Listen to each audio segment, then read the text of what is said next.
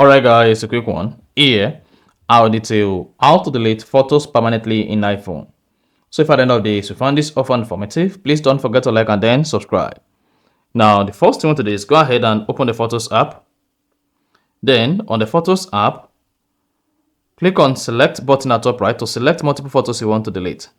But if you want to delete just one photo, just go ahead, press and hold the photo, and then click on Delete from the pop, and then click on Delete Photo. But in this case, let us go ahead and delete multiple photos at once on our iPhone. So what we want to do is swipe down to where the photo is. You can just swipe up or down.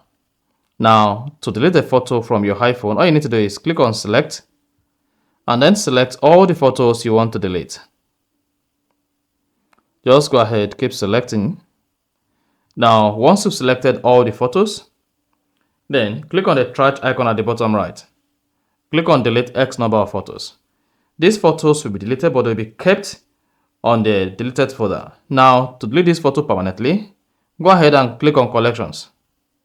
Scroll down Collections, expand Utilities.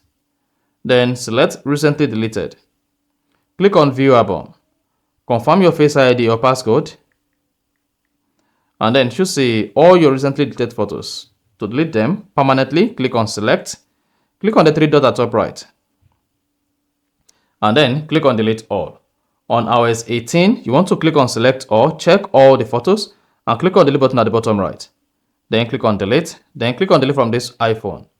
And then you see that this is going to delete the photo permanently from the Photos app on your iPhone. And then you are good. So that is exactly how to delete photos permanently in iPhone. If you found this offer informative, please don't forget to like and then subscribe.